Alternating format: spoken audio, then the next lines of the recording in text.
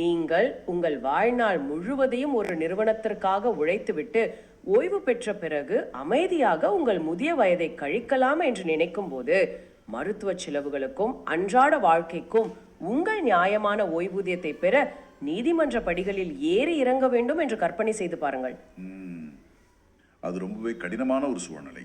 ஆமாம், அதாவது உங்கள் உழைப்புக்கான பலனை பெற நீங்களே ஒரு முடிவற்ற சட்ட போராட்டத்தை நடத்த வேண்டிய ஒரு நிலை. இதை நினைத்து பார்ப்பதே மிகவும் வேதனையாக இருக்கிறது அல்லவா? கண்டிப்பா, இது வெறும் கற்பனை அல்ல. ஆயிரக்கணக்கான முதியவர்கள் இன்று இந்தியாவில் எதிர்கொள்ளும் ஒரு நிதர்சனமான உண்மை இது. உண்மைதான். பாத்தீங்கன்னா, ஓய்வூதியம் என்பது யாரோ ஒருவர் தரும் சலுகை அல்ல. அது ஒரு ஊழியரின் வாழ்நாள் உழைப்பிற்கான உரிமை. தங்களின் உடல்நிலை தளர்ந்திருக்கும் ஒரு சூழலில், வருமானத்திற்கு வேறு எந்த வழியும் இல்லாத நிலையில் ஒருவரால் எப்படி தொடர்ந்து நீதிமன்றங்களில் வாதாட முடியும்? நீங்களே சொல்லுங்கள், அது சாத்தியமா? சாத்தியமே இல்லை. இது ஒரு மிகப்பெரிய நிர்வாக சிக்கல் மட்டுமல்ல, ஆழமான மனிதநேய பிரச்சனையும் கூட. சரியா சொன்னீங்க. இந்த ஒரு குறிப்பிட்ட வழியை, இதன் பின்னணியில் உள்ள அதிகாரத்துவ சிக்கலைத்தான் நாம் இன்றைய இந்த ஆழமான அலசலில் விரிவாக பார்க்க போகிறோம். கண்டிப்பா. இதற்காக நாம் எடுத்துக்கொண்ட ஆதாரம் ஒரு மிக முக்கியமான ஆவணம். அது என்னவென்றால், கேரளாவின் கொல்லம் தொகுதி நாடாளுமன்ற உறுப்பினர் திரு NK பிரேமச்சந்திரன் அவர்கள் இந்திய பிரதமர் திரு நரேந்திர மோடி அவர்களுக்கு ஆகஸ்ட் 18, 2026 அன்று எழுதிய கடிதம் இது. Respected Shri Narendra Modi ji, I am writing to seek your intervention in an issue concerning a large number of retired employees and senior citizens who have been awaiting the benefit of pension on higher wages under the Employees Pension Scheme 1995. The matter has been the subject of several judicial proceedings and representations before the Employees Provident Fund Organization EPFO. While various judicial pronouncements have addressed the rights of eligible employees and pensioners in this regard, considerable uncertainty and delay continue to be experienced by many beneficiaries. One of the major concerns related to the EPFO circular dated 18/1/2025, particularly its application to employees of exempted establishments. இப்ப இந்த கடிதத்தின் முக்கியத்துவம் என்னவென்றால், இது ஏதோ ஒரு குறிப்பிட்ட தனிநபரின் பிரச்சனைக்காக எழுதப்பட்டதல்ல. ஓஹோ, ஒட்டுமொத்த பிரச்சனைக்கானதா? ஆமாம், பல தசாப்தங்களாக நாட்டின் வளர்ச்சிக்காக தங்களை அர்ப்பணித்து இப்போது தங்களின் ஓய்வூதியத்தை மட்டுமே நம்பியிருக்கும் மூத்த குடிமக்களின் ஒட்டுமொத்த குரலாக இது ஒலிக்கிறது. புரிகிறது.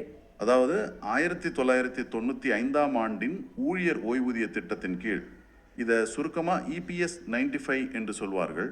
இதன் கீழ் அதிக ஊதியத்தின் மீதான ஓய்வூதியம் பெறுவதில் உள்ள முரண்பாடுகளை இந்த கடிதம் மிக துல்லியமாக சுட்டிக்காட்டுகிறது. ஆகா, இந்த ஆழமான அலசலின் நோக்கம் என்னவென்றால், இந்த EPS 95 திட்டத்தின் கீழ் ஓய்வூதியம் பெறுவதில் உண்மையிலேயே என்னதான் சிக்கல்? EPFO அமைப்பு வெளியிட்ட ஒரு குறிப்பிட்ட சுற்றறிக்கை எப்படி முதியவர்களிடையே இவ்வளவு பெரிய குழப்பத்தை ஏற்படுத்தியது? ஆமா, அது ஒரு பெரிய குழப்பம்தான். எல்லாவற்றிற்கும் மேலாக இந்த வயதான ஓய்வூதியதாரர்களின் நலனை காக்க அந்த நாடாளுமன்ற உறுப்பினர் முன்வைக்கும் 5 தீர்வுகள் என்ன? இதைத்தான் உங்களுக்காக மிக எளிமையாக பிரித்து மேய போகிறோம். இப்போ இந்த விவாதத்திற்குள் நுழைவதற்கு முன், அதிக ஊதியத்தின் மீதான ஓய்வூதியம் அல்லது சுருக்கமாக POSW என்றால் என்ன என்பதை நாம் சற்று ஆழமாக புரிந்து கொள்ள வேண்டும். சரி, சொல்லுங்கள், அது என்ன திட்டம்? 1995 இந்த திட்டம் கொண்டு வரப்பட்ட போது ஊழியர்களின் சம்பளத்தில் ஒரு குறிப்பிட்ட உச்சவரம்பு நிர்ணயிக்கப்பட்டது. ஆனால் பாத்தீங்கன்னா, பல ஊழியர்கள் அந்த உச்சவரம்பை தாண்டி அதிக சம்பளம் வாங்கி கொண்டிருந்தார்கள். அவர்களுக்கு என்ன வழி இருந்தது? அவர்கள் தங்களின் முழு சம்பளத்தின் அடிப்படையில் ஓய்வூதிய பங்களிப்பை செலுத்தி எதிர்காலத்தில் அதிக ஓய்வூதியம் பெற விரும்பினார்கள். இதை சட்டம் அப்போதே அனுமதித்தது. சரி, சட்டம் அனுமதித்து விட்டது. பின்பு எங்கே பிரச்சனை வந்தது? பிரச்சனை என்னவென்றால், அவர்கள் ஓய்வு பெற்ற பிறகு அந்த அதிக ஓய்வூதியத்தை கணக்கிட்டு வழங்குவதில் நிர்வாக மட்டத்தில் மிகப்பெரிய தாமதமும் முன்னுக்கு பின் முரணான விளக்கங்களும் எழத் தொடங்கின. அதுதான் இந்த சிக்கலின் ஆரம்பம். இத ஒப்பிட்டு பார்க்க எனக்கு ஒரு விஷயம் தோன்றுகிறது. சொல்லுங்கள். இது எப்படி என்றால், நீங்கள் ஒரு மாரத்தான் ஓட்டப்பந்தயத்தில் கலந்து கொள்கிறீர்கள். பல மாதங்கள் பயிற்சி செய்து பந்தய நாளில் முழு மூச்சுடன் ஓடி வெற்றிகரமாக எல்லையை தொட்டு விடுகிறீர்கள். மூச்சு இறைக்க உங்கள் பரிசை வாங்க போகும்போது திடீரென்று நடுவர்கள் வந்து, இல்லை இல்லை, நீங்கள் ஓடியதெல்லாம் சரிதான், ஆனால் பந்தயம் தொடங்கிய போது இருந்த விதிகளை இப்போது நாங்கள் மாற்றிவிட்டோம், உங்களுக்கு பரிசு கிடையாது என்று கூறுவதைப் போல இருக்கிறது இல்லையா? ஆமாம், சரியா சொன்னீங்க. ஒரு மனிதன் தன் இளமை காலம் முழுவதையும் உழைப்பிற்காக கொடுத்துவிட்டு முதிய வயதில் பலனை எதிர்பார்க்கும் போது விதியை மாற்றுவது எந்த வகையில் நியாயம்? அந்த மாரத்தான் உதாரணம் 100க்கு 100 பொருத்தம். ஏனென்றால் அந்த முதியவர்கள் ஓட்டத்தை முடித்து பல ஆண்டுகள் ஆகிவிட்டன. அவர்கள் மீண்டும் ஓட முடியாது இல்லையா? கண்டிப்பா முடியாது. கடிதத்தில் மிக தெளிவாக குறிப்பிடப்பட்டுள்ளது போல பாதிக்கப்பட்ட ஓய்வூதியதாரர்களில் பலர் 70 அல்லது 80 வயதை கடந்தவர்கள், பல ஆண்டுகளுக்கு முன்பே ஓய்வு பெற்றவர்கள். ஓ, அவ்வளவு வயதளா?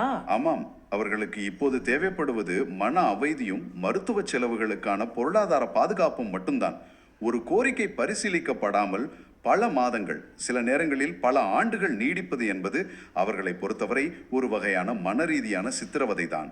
அந்த வலியை கற்பனை செய்யும் போதே நெஞ்சை பிசுகிறது. உண்மைதான்.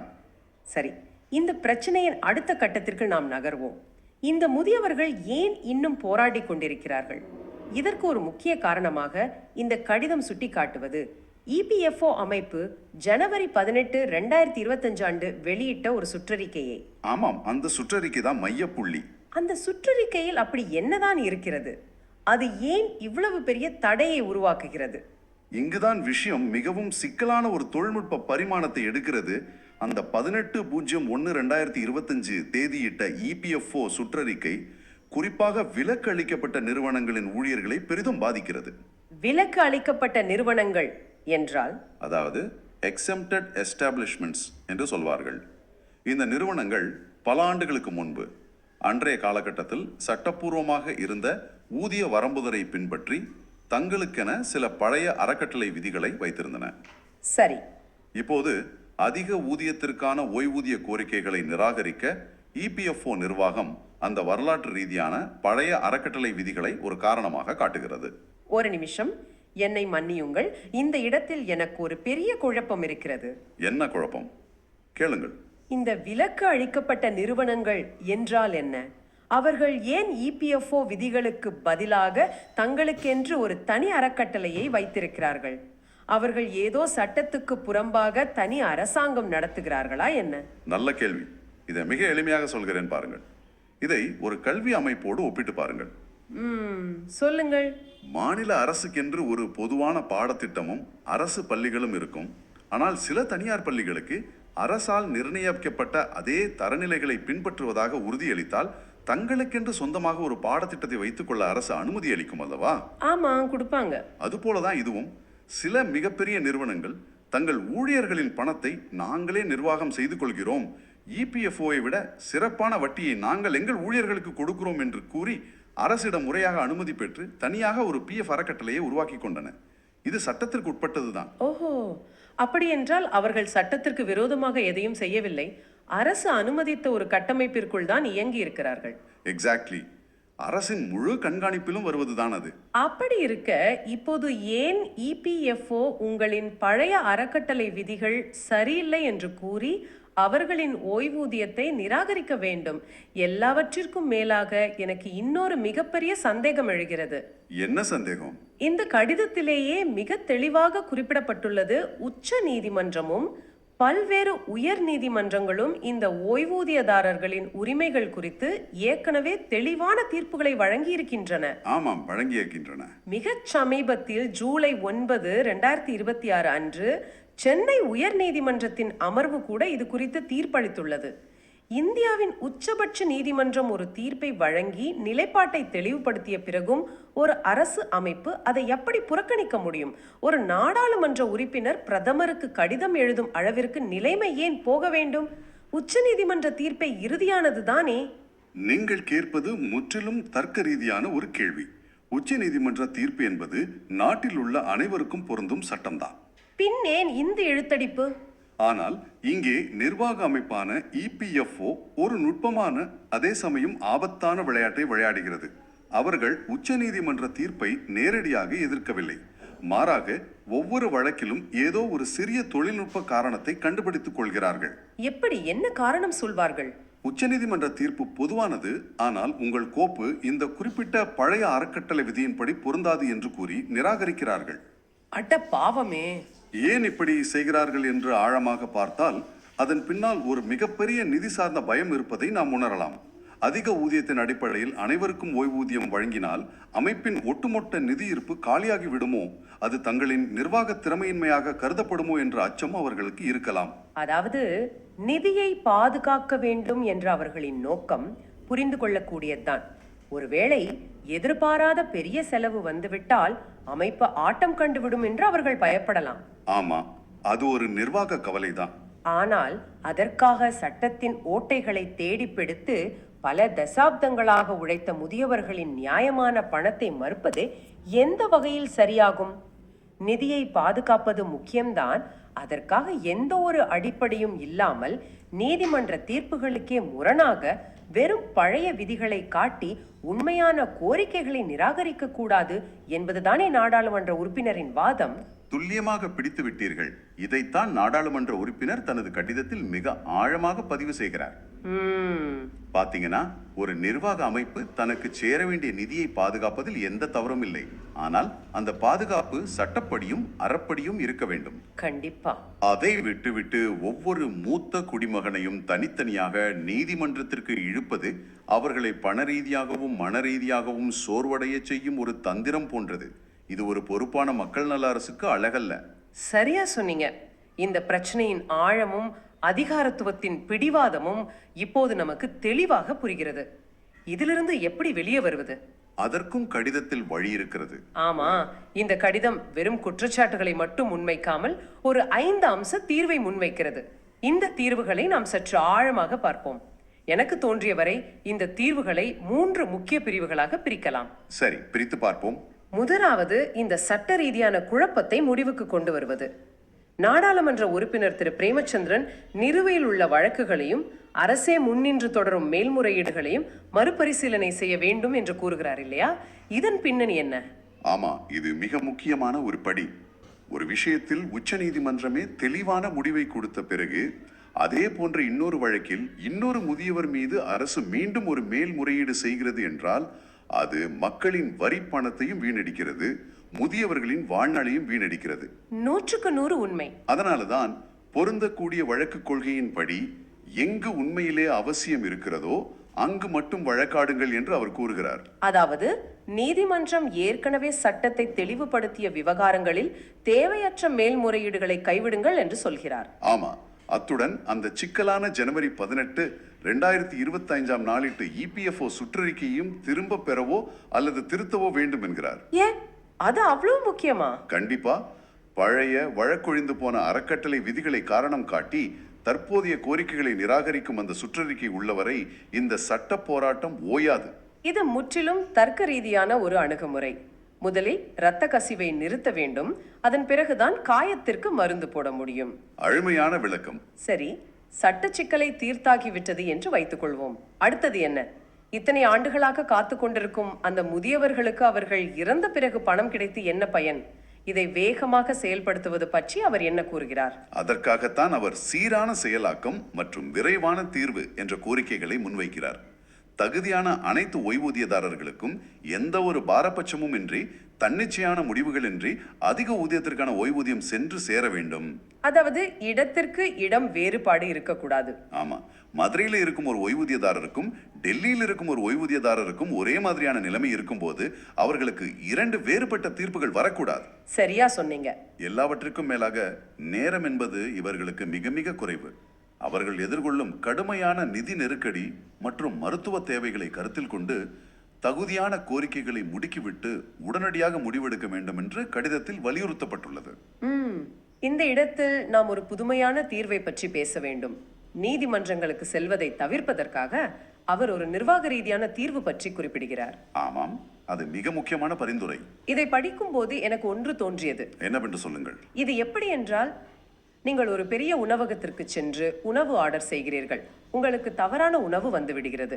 நீங்கள் பரிமாறும் நபரிடம் அதை கேட்கும்போது அவர் மன்னிக்கவும், நான் ஒன்றும் செய்ய முடியாது, நீங்கள் வேண்டுமானால் எங்கள் தலைமைச் சமையல்காரர் மீது நுகர்வோர் நீதிமன்றத்தில் வழக்கு தொடுத்து உங்களுக்கு தேவையான உணவை பெற்றுக்கொள்ளுங்கள் என்று சொல்வது போல காட்சியளிக்கிறது.